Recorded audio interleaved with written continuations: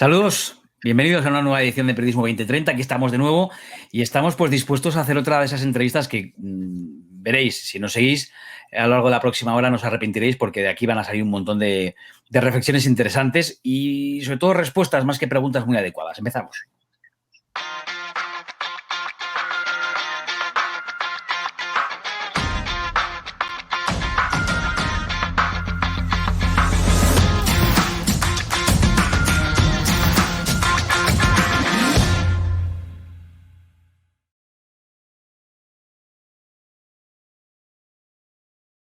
Aunque para obtener buenas respuestas hay que hacer buenas preguntas.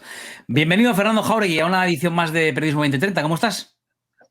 Pues muy bien, aquí ya estamos cerca de cumplir nuestras 50 horas de periodismo audiovisual, las 50 clases de periodismo audiovisual. Y hoy, déjame que te diga que vamos a traer a un auténtico maestro, a un maestro de periodismo, a un maestro de la teoría del periodismo y de la práctica también, a un hombre que, bueno, primero estudió periodismo en Columbia, joder, que se dice pronto, es que no es cualquier sitio, que tiene una tradición familiar de periodistas gloriosos.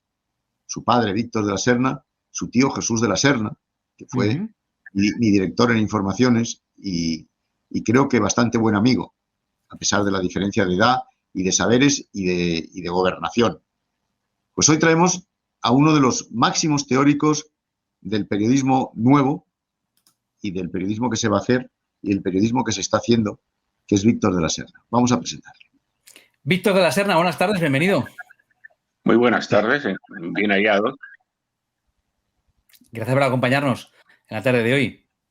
Nada, encantado de aportar mis magros saberes, que no son como dice Fernando, pero en fin, nada, algo más vale, más sabe el diablo por viejo que por diablo. Oye, os estaba escuchando yo por baja significa en la previa antes de que entráramos en directo, y me estaba gustando lo que estabais contando. ¿Hace cuántos años os conocéis y en qué circunstancias trabajasteis juntos? Pues mi cálculo es que conocernos físicamente debió ser quizá en un viaje mío en el año 74, cuando yo era corresponsal en Nueva York, a Madrid. Sí. Vine a Madrid, entre otras cosas, a casarme. Y Fernando estaba ya en la redacción, tras haber pasado por Lisboa. Y bueno, era un periódico pequeño, modesto, Informaciones, de la tarde, que se habían hecho con cuatro grandes bancos españoles y querían hacer un periódico prodemocrático porque se veían venir que hacía falta cambiar este país y pusieron ahí a un grupo de periodistas que defendieran esas ideas en un momento en que bueno, todavía gobernaba la dictadura. Bueno, yo con Víctor y yo hemos pasado por muchos periódicos comunes. Coincidimos en Informaciones, en Diario 16 creo que no coincidimos del todo, en El País hemos estado los dos, y luego pues Víctor está en El Mundo y además Víctor se ha dedicado a una cosa que es maravillosa, que es lo que yo hubiera querido ser en esta vida, que es crítico gastronómico, pero esto no... Aparte de teórico de la comunicación, pero me hubiese gustado ser crítico gastronómico. Y además tiene una bodega, que es ya lo más de lo más. Eso es lo máximo. Eso es lo máximo. Ya no hablamos de eso. Una gran bodega, además. Una gran bodega.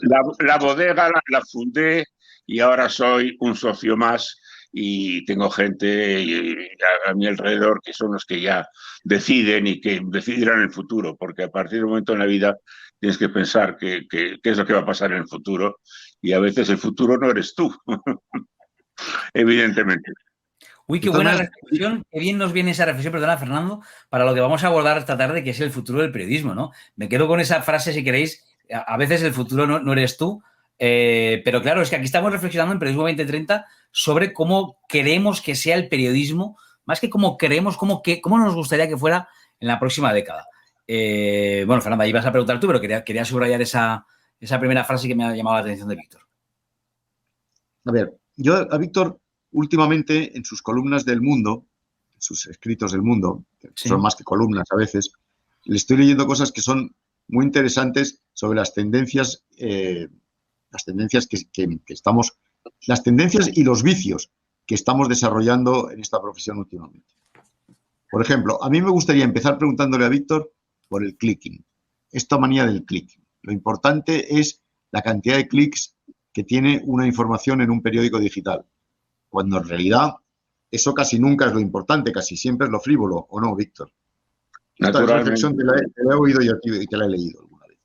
Eso es esto del click, o como dicen los americanos, el clickbait, es un producto de esa era funesta que hemos atravesado, en la cual la prensa, la prensa electrónica, al perder la publicidad se fue a otros sitios llamados Yahoo, Google, Facebook, Twitter, no sé qué, dejó sin ingresos publicitarios a la prensa, y la prensa decidió seguir siendo gratis y seguir llegando ingresos publicitarios. ¿Cómo se hace? Pues atrayendo audiencia. La audiencia es lo que medía cuánta gente te seguía, y ahí podías rascar un poco de publicidad. Y entonces el click era titulares tremendos, y pues eso, y el topless de la marquesa de no sé qué, y esas cosas que hacían que la gente clicara, entrase y apareciese como usuaria. Y eso es un sistema que ha abaratado el periodismo, o lo ha desvirtuado, y que al final tampoco ha servido, porque al final resulta que lo que hace falta es encontrar una manera para que la gente que quiere información pague por ella, se suscriba a ella como antes pagaba en el kiosco, y con eso te sostenga. Pero lo del click está muy arraigado todavía, y es un poco difícil hacer comprender a la gente, pero que si queremos que la gente pague y le demos publicación de calidad, nuestros titulares no deben ser todos el inesperado topless de la marquesa de no sé quién. Claro, es muy difícil abstraerse a eso en el corto plazo. En el medio y largo, pues podemos pensar que evidentemente no hay que caer en la dictadura del clickbait, y más en un tiempo en el que todo se mide, ¿no, Víctor? O sea, hay análisis cuantitativos de casi todo, también cualitativos, pero parece que les prestamos menos atención, y entonces estamos viviendo bajo esa dictadura también, si quieres, del SEO, ¿no? Que por la mañana te dicen unos expertos qué es lo que está buscando la gente, y como periodista te dicen, oye, que si en el titular pones estas dos palabras, casi mejor, porque la gente te va a buscar más, ¿no? Y mi pregunta es, ¿dónde está ese límite entre, oye, hacer caso a lo que a la gente le interesa? Evidentemente hay que estar pendiente, hay que saber escuchar. ¿Dónde está el límite entre eso, entre saber escuchar y a veces contarle a los ciudadanos, a los espectadores, a los lectores, a los oyentes, incluso aquello que no quieren escuchar, que no quieren leer? El único futuro que tenemos es que la gente vuelva a confiar en unos medios. Yo soy seguidor de tal medio, soy seguidor de tal otro, etcétera, y busquen o reciban de esos medios cosas importantes que dicen, bueno, si me lo están contando es que es importante. No sencillamente que yo tenga el capricho esta mañana de leer sobre X cosas. Eso es muy difícil. Yo por eso tengo una fe no ilimitada, por llamarlo de alguna manera, en que seamos capaces de adaptarnos a ello. Porque todas estas soluciones de facilidad basadas en la tecnología, en los algoritmos y en todo esto, no tienen que ver con la esencia de la información, que es lo que importa a los ciudadanos y lo que va a servirles en su vida y les va a enriquecer. Porque esto es lo que ha sido la prensa desde siempre. Cuando estaba escrita y impresa en unas columnas en el Times de Londres en 1800, hasta que empezó a pasar a la televisión y al Internet y a los medios audiovisuales, pero la información y el contenido de la información sigue siendo el mismo. Y lo que no podemos hacer es desvirtuar los contenidos a favor de los trucos tecnológicos, en mi opinión. Pero es muy difícil porque evidentemente pues muchos han caído en la batalla, y ahora somos muchos menos los periodistas y muchos menos los medios informativos que hace 20 o 25 años. Los muros de pago, según la encuesta que nosotros hemos hecho a través de GAT3 y la Fundación AXA, no funcionan, Víctor, no funcionan todavía. La gente no se lanza a pagar porque la costumbre, como tú has dicho, era la gratuidad. ¿Van a morir muchos cientos de periódicos digitales y algunas decenas de periódicos de papel? Sin duda, ya han muerto, de hecho. Pero la salvación está ahí para un número más limitado. El gran drama, si se quiere, en Estados Unidos, incluso es un país donde tan potentes siguen siendo los medios o algunos medios a pesar de la digitalización, es que los medios más pequeños, locales, esos ya lo tienen fatal, ¿no? Un periódico de Guadalajara o un sitio así, es muy difícil que sobreviva, y la información local, tan importante para la vida democrática y para que la gente pueda decidir qué tiene que hacer cuando vive en una provincia pequeña, en un lugar más pequeño, esa prensa local lo tiene muy mal.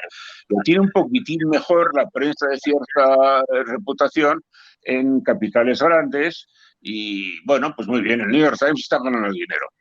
Pero con ese el New York Times está ganando dinero, pues nos queremos consolar, pero es que no son muchos los que están como el New York Times. Claro, lo que pasa es que no es fácil, no es nada fácil, o sea, no es que tengamos que estar toda la vida penando por los errores cometidos en el pasado, pero claro, después de haber acostumbrado a los consumidores, ¿no? A los lectores, a los ciudadanos que buscan información, después de haber acostumbrado a la gratis total, Víctor, yo me pregunto cómo podemos ahora, cuál es el mecanismo para decirles, miren ustedes, paguen por aquello que ustedes tienen la percepción, que no es del todo real, pero tienen la percepción que pueden obtener de la misma manera gratis, ¿no? Cuando vas a las facultades, hablas con los chavales jóvenes y les preguntas, ¿no? Te dicen, ¿pero por qué voy a pagar? O sea, ellos entienden perfectamente pagar una suscripción en Netflix o en HBO o en Amazon Prime Video porque tienen la sensación de un retorno directo de la inversión. Pago una suscripción de tanto y puedo acceder a películas o a series de calidad que no puedo acceder en abierto. Tienen esa sensación. Pero no tienen la misma sensación con el periodismo. Si yo, el suceso de la Puerta de Toledo, de la explosión el otro día, pero si la información la puedo obtener gratis, ¿por qué voy a pagar por ella? Evidentemente, hay muchas fuentes a las que se llega gratis, entre comillas, y entonces, pues ahí está. Hasta que esto solo sucederá, por ejemplo, mi periódico está teniendo un cierto éxito, el mayor quizá de todos, en atraer poco a poco de nuevo a la gente a que se dé cuenta de que no es lo mismo lo que te va a tener a través de buscar en Google y de tal, para ver lo que ha pasado en la Puerta de Toledo, que lo que va a analizar y explicar y revelar un medio profesional que ha destacado periodistas profesionales ahí y que saca otro tipo de informaciones. No es nada fácil, yo no creo, es que no está ni nada garantizado de que vaya a sobrevivir. Los medios que sobreviven hoy en día, salvo, ya te digo, el ejemplo del New York Times, todos tienen menos periodistas que hace 20 años. Todos han despedido, todos han reducido su personal, porque no pueden soportarlo. No pueden soportar esos gastos de antaño que sencillamente no se corresponden con los ingresos de hogaño. Y bueno, no tengo la respuesta. Creo que hay que convencer, y cuando en un país pasan cosas importantes, graves, desconcertantes, en los terrenos sanitarios, políticos, sociales y demás, como sucede en España, igual lo tenemos un poco más fácil que en otros lugares. Aquí la gente va a necesitar algo más que lo que obtiene por ahí accediendo a ciegas. Y bueno, esperemos que accedan más. Pero yo no garantizo absolutamente nada, ¿no? Yo no estoy en posición de garantizar nada a estas alturas.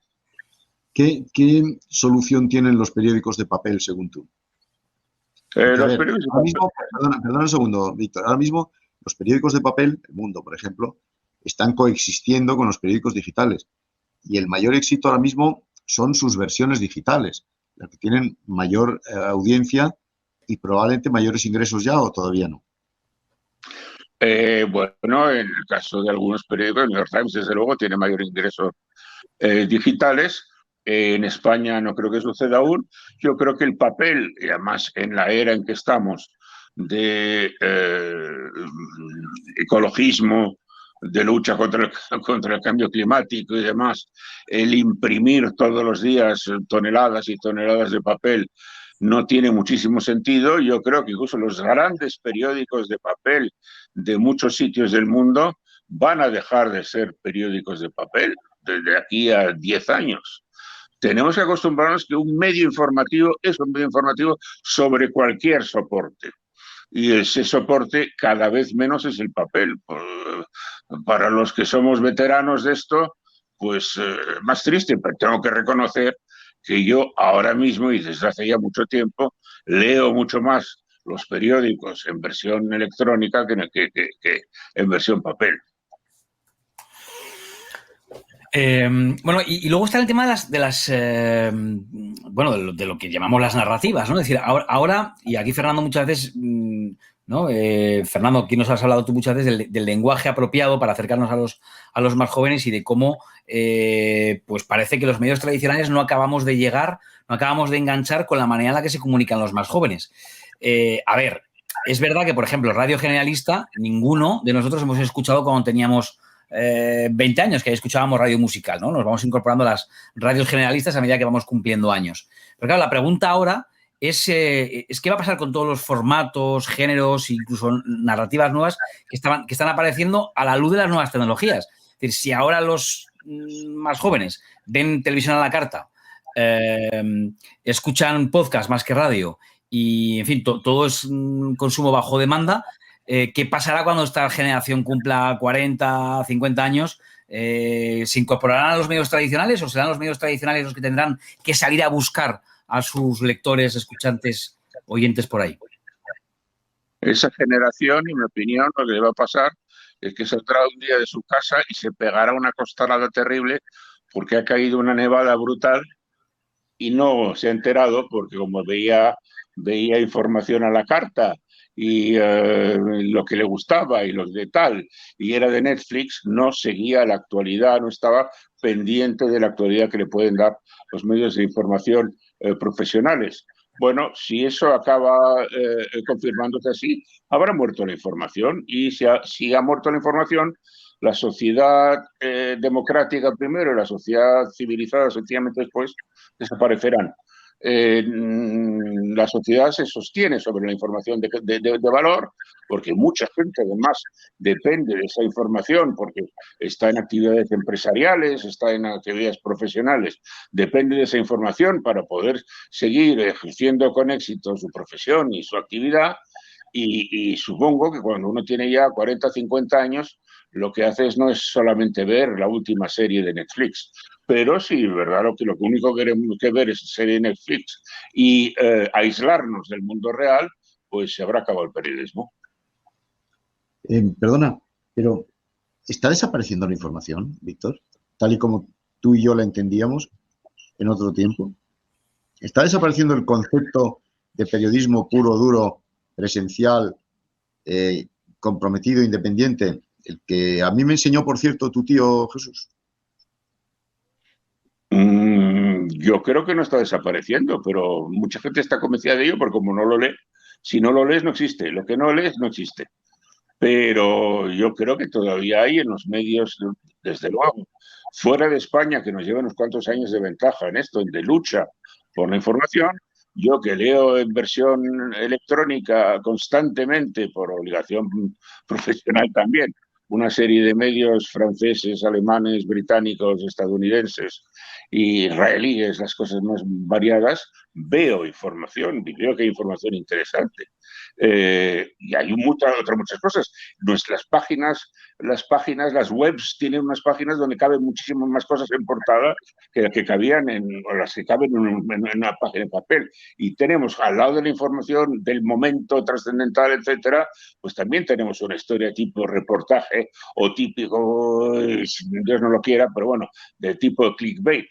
Pero yo creo que sí hay información, pero no olvidemos que somos muchos menos en todos los países que yo conozco occidentales. Occidente es una parte del mundo que ha llevado la delantera económica y socialmente y políticamente durante mucho tiempo, pero que ahora mismo está atravesando un bajón y nos está superando económicamente, pues el mundo asiático, mucho más autoritario y mucho menos informativo real, pues hay menos gente, claro. Es evidente que en el mundo o en el país actualmente hay menos periodistas en activo haciendo reportajes en la calle y buscando la información y haciendo periodismo investigativo de los que habían hace 30 años. Tú has hablado un poco, sin decirlo así, de la generación Google. Nuestros compañeros más jóvenes ahora, que no se levantan de la mesa para nada, que creen que apretando Wikipedia o Google ya tienen toda la información y que renuncian a esa presencialidad. Es verdad que lo de la pandemia no ha ayudado mucho a la presencialidad, pero ese es un fenómeno que vamos a volver sobre él, lo revertiremos o ya no tiene solución. La falta de presencialidad en el periodismo va a ir creciendo. Pues no es que vaya a crecer, es que ha dejado de crecer hace mucho tiempo.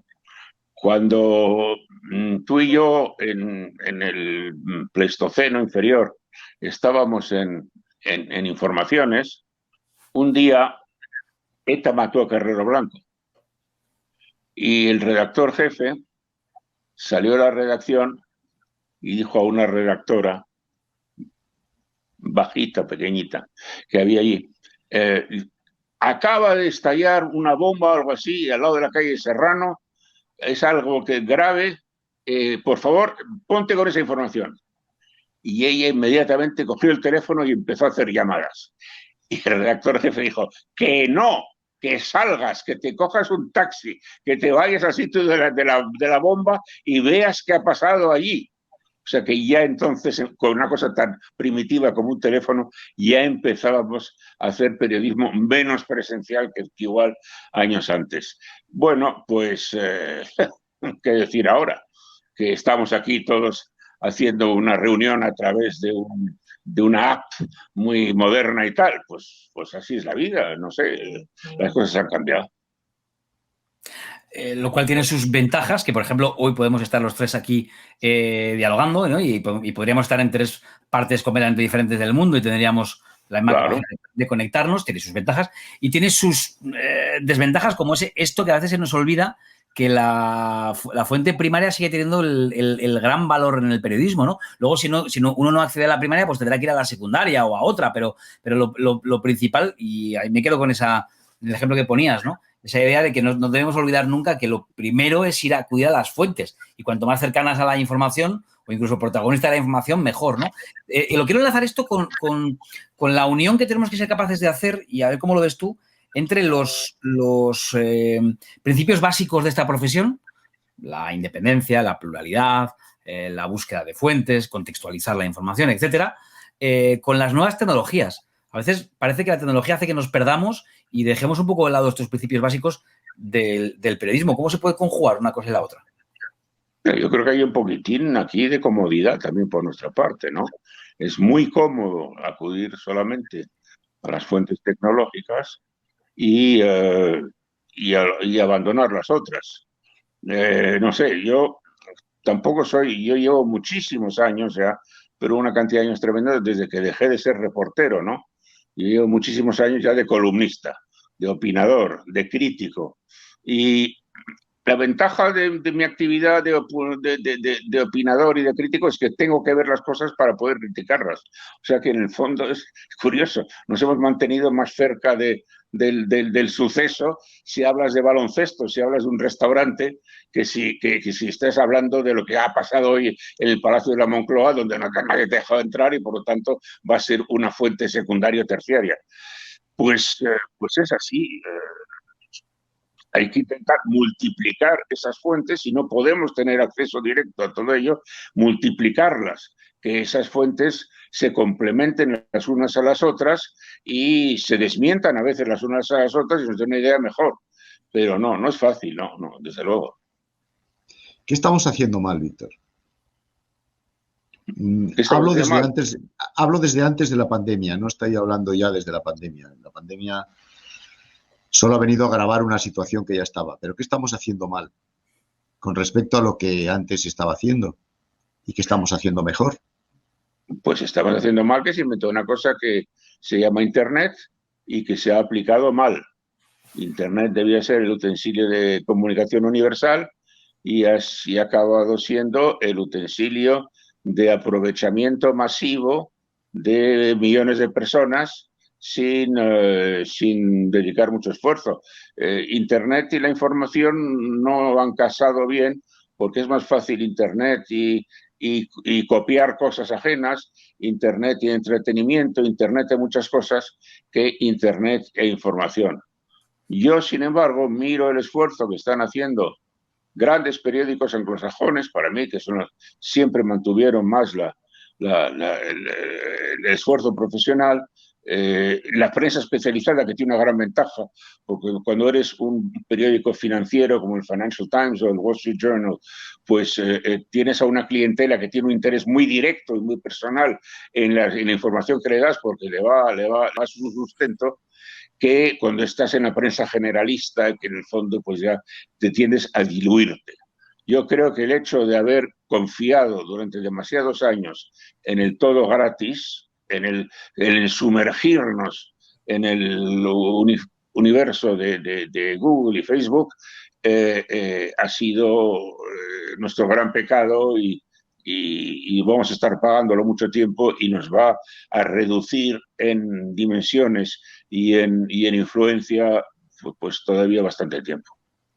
Yo diría, te preguntaría, Víctor, esto seguramente no te lo preguntaría yo, sino te lo preguntarían muchos de los alumnos que nos están viendo en este momento.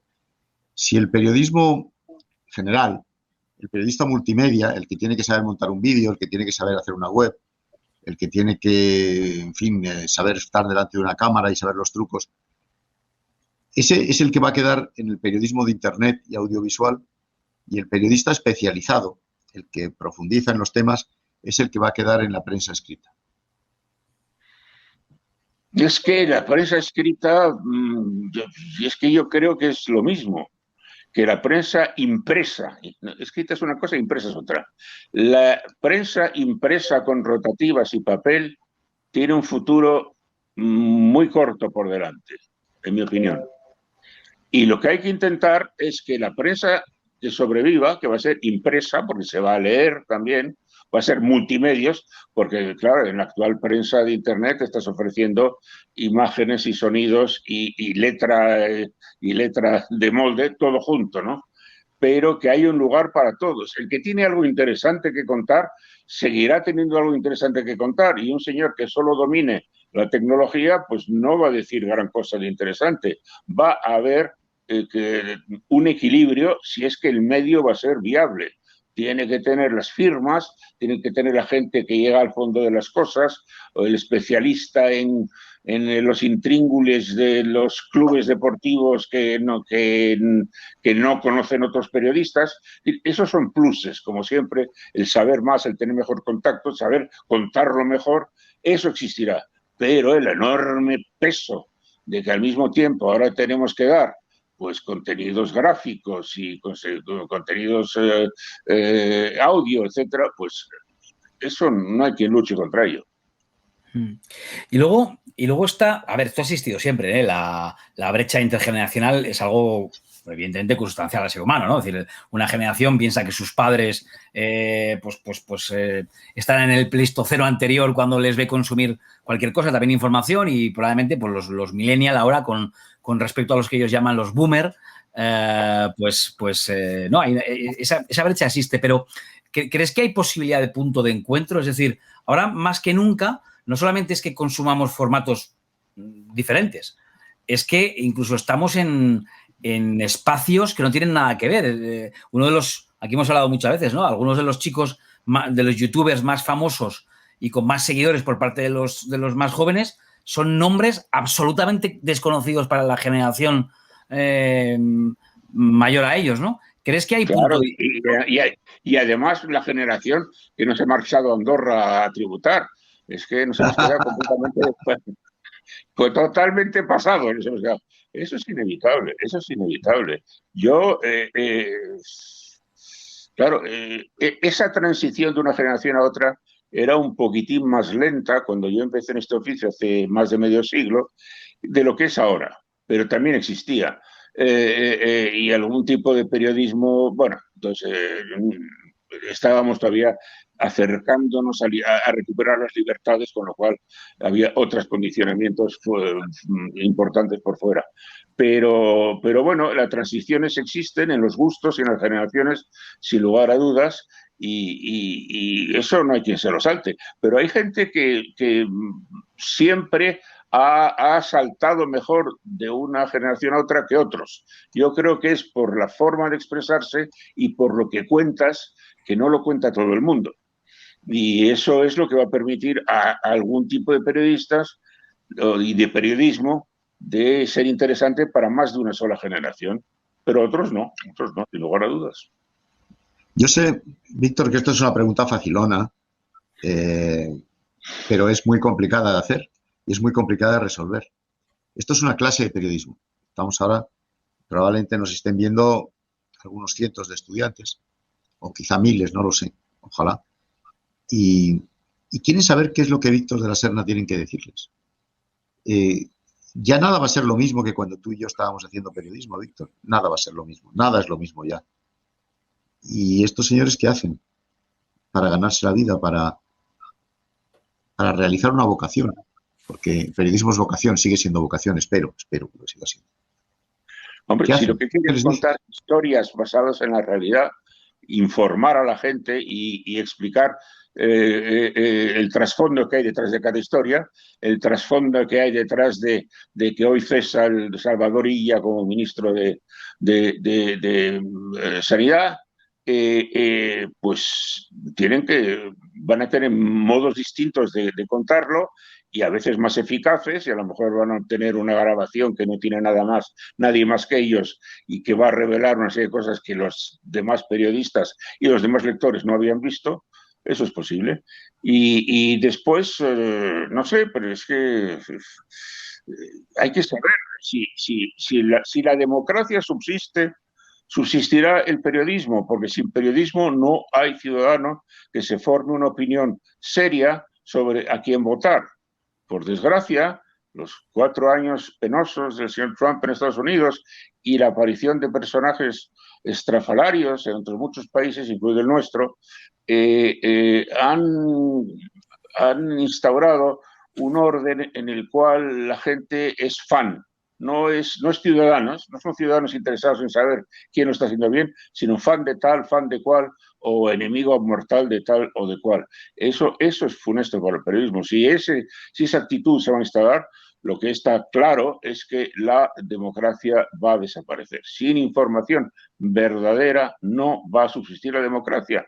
Y tendremos países incluso con un éxito económico aparentón, como China, pero detrás de las apariencias no hay libertad y el futuro es dudoso. Pero de verdad que están íntimamente relacionados el hecho de que los ciudadanos se interesen por lo que es verdad, noticia verdadera, no trolas, eso se llama fake news y demás, y no fan, yo soy de este, yo soy de aquel, yo odio a este o tal cual, y este es un facha, y este es un comunista, no sé qué. Si se imponen esas cosas, como en el fondo se estaban imponiendo, curiosamente, de muchísimo tiempo, hace 80 años, en Europa anterior a la Guerra Mundial, fatal para la democracia y acabamos muy mal. Yo no quiero alargarnos sobre lo que entre el año 36 y el 45 pasó en España y en Europa, pero esas cosas pueden volver a suceder, aunque nos parezca imposible que vuelvan a suceder. Y la información y el periodismo son cruciales. No hay democracia sin periodismo, no hay periodismo sin democracia. Así de sencillo.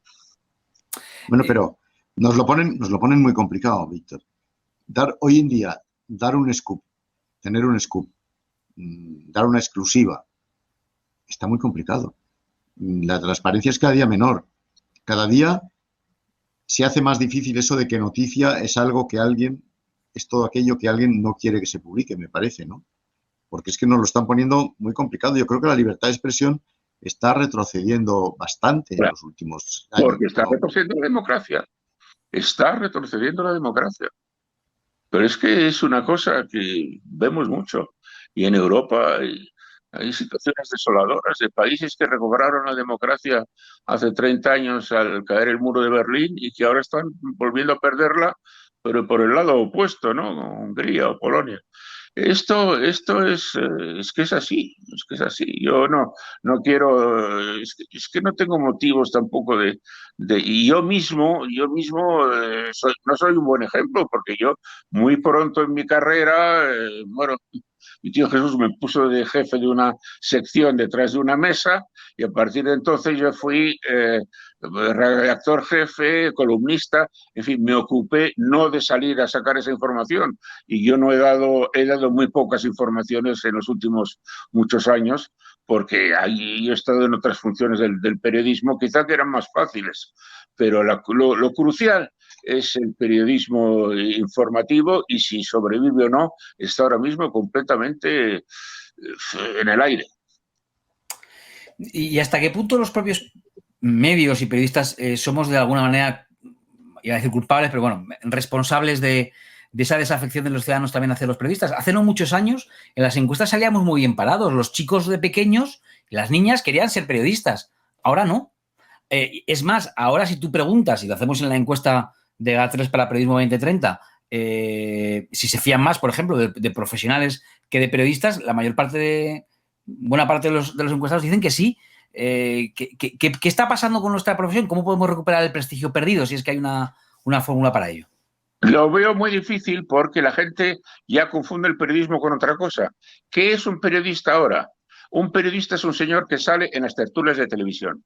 Los programas informativos, ya no, la gente se confunde un telediario con una tertulia de esas interminables de algunas de nuestras, casi todas nuestras cadenas. Entonces, la charla se ha convertido en el sustituto de la información. Y entonces, claro, cuando en la charla y en la tertulia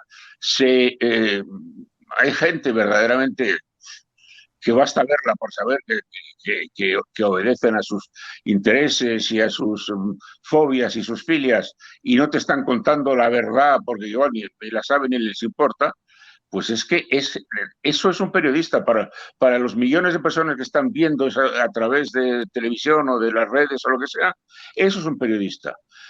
Hemos perdido nuestra identidad. Ahora no se considera al periodista, como antes se decía, Francisco Umbral, periodista. Es que ahora, por desgracia, no quiero dar nombres, pero en fin, cada cual los conoce. Y eso ha sido muy malo para la profesión. La confusión de términos, el mero hecho de que los medios audiovisuales se han dado cuenta que era mucho más rentable el formato de la tertulia, de la bronca, de no sé qué, de tal, que el formato de sacar a un señor a contarte pues cómo habían sobrevivido los árboles de Madrid a la tremenda nevada o cómo habían dejado de sobrevivir. Está bien eso, está muy bien. Víctor, tenemos que ir terminando porque se nos acaba nuestro tiempo, pero insisto que esto es una clase con jóvenes periodistas. ¿Sabes cómo yo califico lo que está ocurriendo un poco entre las nuevas generaciones de periodistas? La generación Google. Creen que en Google está todo. Creen que con las redes sociales lo hemos descubierto. Hay muchas cosas en Google, ¿eh? Tampoco, hay muchas cosas, pero no todo. Sí, pero no todo. Y además, claro, sobre todo, para recurrir a Google tienes que saber cómo recurrir a Google. ¿Qué es lo que preguntarle a Google? Pero si no lo sabes... Pues no lo sabes, ¿no? Estoy hablando de esa manía de hacer periodismo a través de las redes sociales, por ejemplo, de fiarse en las redes sociales. Las redes sociales dicen y, por tanto, yo esto lo convierto en noticia. ¿Esto es bueno? No, fundamentalmente es malo. Las redes sociales se están convirtiendo o estaban destinadas a convertirse desde el principio en un vehículo potentísimo con cientos de millones de oyentes o de escuchantes o de lectores de las cosas más estrafalarias. Lo estrafalario vende mucho más que lo real, el insulto, lo demás y eso. Y eso en las redes sociales, que ellas mismas, ahora con Trump, Dios mío, le han quitado la cuenta a Trump, están intentando empezar a reaccionar y decir, somos un medio de comunicación nuevo y diferente, pero un medio de comunicación, y no podemos convertirnos en un patio de monopolio sin ninguna regla, sin ninguna ley, en el cual se esté mintiendo, insultando, etcétera, libremente, sin ningún problema. Pero es que ha sido un gran negocio para ellos. Por desgracia, eso está ahí. Las redes sociales reparten infundios y no reparten información. Globalmente también reparte información, y si seleccionas a quien sigues tienes cosas interesantes, pero el conjunto es tan inmenso, son tantos los millones de la gente que se lo reparte, y si encima es en inglés pues más, o en chino y es más, pues mal negocio. Las redes sociales para mí están siendo globalmente negativas, y mira que las sigo yo sin cesar, ¿no? O una de ellas al menos. Fíjate que esto de las redes sociales entronca directamente con otro asunto del que te quiero preguntar, que es el de las presiones, ¿no? Porque por mucho que los periodistas queramos estar, cuando ejercemos nuestra profesión, pues ajenos a veces a polémicas que hay en las redes y intentos de presiones muchas veces, pues una de dos, o no estás pendiente de lo que dicen de ti las redes, o de alguna manera a nivel consciente o inconsciente te tiene que influir. Te lo pregunto porque hasta qué punto en este nuevo periodismo con conocimiento en tiempo real de la reacción de los espectadores o de los lectores o de los oyentes, hasta qué punto nos autocensuramos, lo cual es terrible, porque si la censura es mala, la autocensura es la forma más silenciosa y menos detectable de la censura, ¿no? ¿Crees que eso está operando ahora más que nunca, ese fenómeno de la autocensura, para que las redes no digan de mí, en fin, todo eso? Pues es posible que en algunos periodistas sí y en otros periodistas no. Pero claro, es que las redes, ¿quién es periodista y quién no? Las 3/4 partes de la gente escribe bajo seudónimos y no sabemos muy bien quiénes son. Si son periodistas, si son community tal de no sé dónde, si son publicitarios de no sé qué, si trabajan para el señor Redondo en la Moncloa. Es que es muy complicado, claro. Es que estamos en un mundo de engaños y de trampantojos, y es algo completamente nuevo. Ahora es que te escondes mucho más fácilmente que cuando había muchas menos cámaras por todas partes. Qué curioso. Estos jóvenes que tenemos viéndonos ahora mismo, y no tan jóvenes, tenemos de todo, pero los jóvenes, tú, para sobrevivir, para que les vaya bien, ¿les aconsejarías que se especialicen en alguna rama, en alguna faceta, en algún tipo de información del periodismo? Bueno, estoy hablando nada menos, hablando de seudónimos, por cierto, estoy hablando nada menos que con Fernando Point, o Point, que es el señor, uno de los críticos gastronómicos más reconocidos de este país. Tú te has especializado, aparte de las otras muchas cosas que haces, te has especializado. Hay que especializarse. No, yo no me especializo, porque es que también soy Vicente Salaner, conocido y reputado comentarista de baloncesto, al cual en un club madrileño hace 40 años así quisieron declarar persona non grata porque mis opiniones eran muy negativas hacia ese club. O sea, que no sé qué decir. Escribo mucho de temas especializados, pero porque yo soy un columnista. Los columnistas es inevitable que, bueno, pues eso, la gente conoce cuáles son nuestras opiniones en general y te siguen o te dejan de seguir si están más o menos de acuerdo contigo. Es una forma fácil, es una forma para los veteranos que hemos hecho ya información. Más complicado, más mérito tienen los periodistas, los reporteros, los que buscan la información. Yo recomiendo a los jóvenes que estén ahí y que se hagan un nombre sacando informaciones que no saca otra gente, y que hay periodistas ahora que lo están haciendo y tiene un mérito, y en mi periódico hay gente de mucho, de Carlos Segovia, Esteban Urrestieta, gente que está detrás de la información, de eso que hay gente poderosa que no quiere que se publique, pero vas y lo publicas. Y eso es lo importante. Esa noticia es lo que los poderes no quieren que salga al público. Y eso es el principio del periodista, pero es muy duro, porque probablemente, hombre, era más duro todavía cuando no había democracia y teníamos un inicio de un poco de periodismo. En cualquier momento te metían en Chirona, te daban una paliza o lo que sea la policía. Pero ahora es muy duro, pues sencillamente porque estás invadido por relaciones públicas, community managers, y presiones y tal y cual, y todo tipo de contenidos. Ahora ya no se habla de informaciones, sino de contenidos, lo cual es mal negocio, porque quiere decir que con cualquier contenido igual haces más negocio que con la información. La información está soportando un embate muy grande y tenemos que ser conscientes de ello cuando somos periodistas jóvenes, y hay que tener mucha vocación para mantenerse.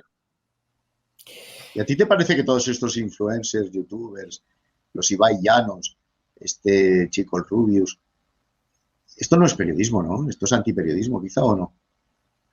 No es antiperiodismo, esto es, no sé, son actividades de comunicación, pero como son como comunicación, las agencias de comunicación y otras cosas, son actividades que no son periodismo porque no te dan una noticia, te la explican, te la justifican, te dan los datos que demuestran que es cierta y te la presentan lo suficientemente bien, legible o audible, como para que la gente la entienda, la comprenda y le interese. No, estos hacen pues un show, han descubierto unas fórmulas que funcionan y estamos en una generación con una generación que esa diversión es más atractiva que otras cosas. Creo también que, por desgracia, nuestras generaciones jóvenes están viviendo peor y les está costando mucho más ganarse la vida y encontrar trabajo que los jóvenes de hace unos años y de hace bastantes años. Y que esa situación nueva de las generaciones jóvenes, que están siendo un poco los paganos de la globalización y de muchas cosas que están pasando, pues no sé por qué lado van a salir. Si se van a dar cuenta de repente que no, que lo que necesitan es mejor información para salir de la situación actual, o se van a contentar con que un Rubius les entretenga. Sí, lo que pasa, Víctor, llevo un rato dando vueltas. Lo que pasa es que eso probablemente que sería cierto en un inicio, ahora se han mezclado todo un poco y las barreras están mucho más difusas, porque siguiendo con el ejemplo de Fernando Jauregui y de Ibai Llanos, al que aquí hemos mencionado unas cuantas veces, así que tenemos que invitarle formalmente a que venga aquí Ibai y se deje entrevistar por nosotros.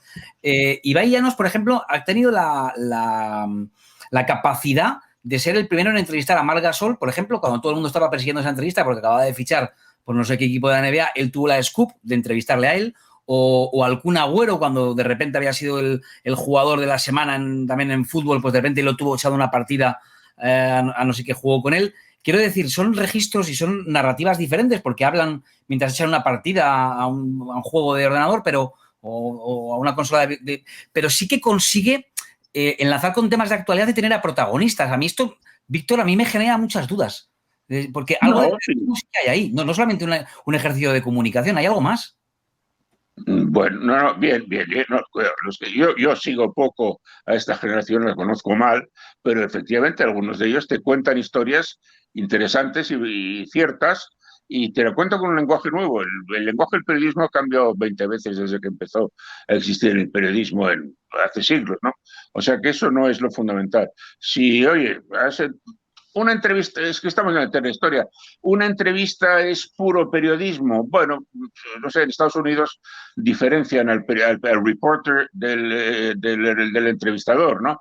Como Larry King, que se los acaba de... Larry King, sí, te iba a decir. Larry King no lo consideraban periodista, sencillamente pues charlaba muy bien con la gente y le sacaba cosas interesantes, pero yo creo que forma parte del periodismo. En España el entrevistador ha tenido mucho éxito en otras épocas y adelante con la fórmula nueva. Así es que lo que hace falta es que oigamos cosas nuevas y que no nos estén vendiendo motos de cosas falsas. Yo tengo mucho más miedo a la falsedad que a los cambios de lenguaje y a los cambios de técnica en la transmisión de las cosas.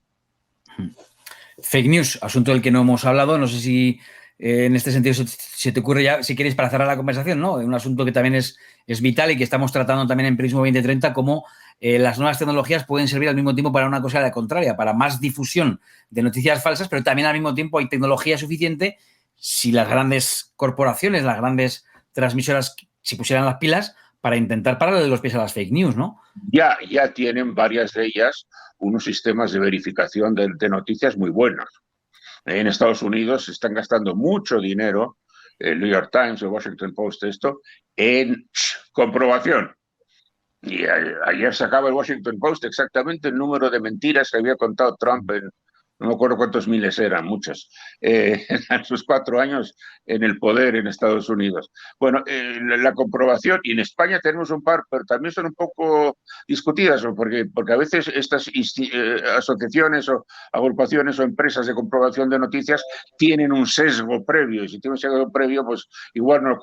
Pero en fin, si se les reconoce suficiente profesionalidad y claridad, van a ser muy necesarias, y va a ser muy útil el que haya y yo creo que sea hasta rentable en el futuro la comprobación de exactitud de las informaciones que surgen en los medios.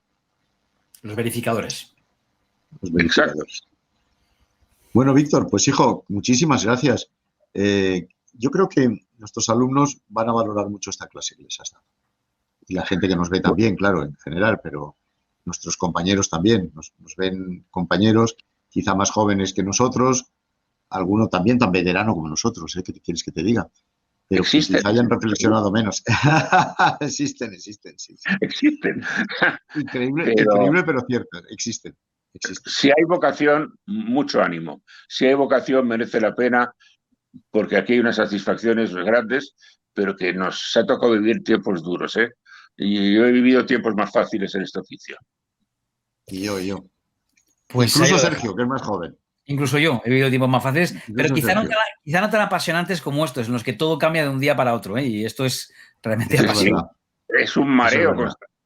Es un mareo constante. Víctor de la Serna, muchas gracias por haber estado con nosotros en Periodismo 2030.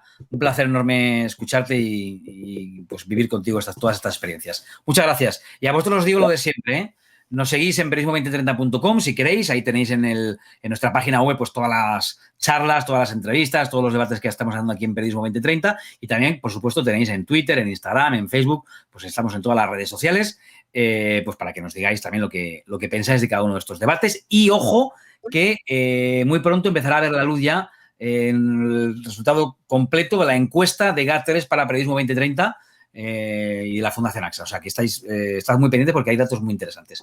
Fernando, ¿lo dejamos aquí? Bueno, un abrazo, Víctor. Encantado de hablar contigo, de verdad. Y Sergio, pues como todos los días, ¿qué quieres que te diga? Aquí seguimos al pie del cañón. Muchísimas gracias. Un fuerte abrazo a todos. Hasta la próxima. Gracias.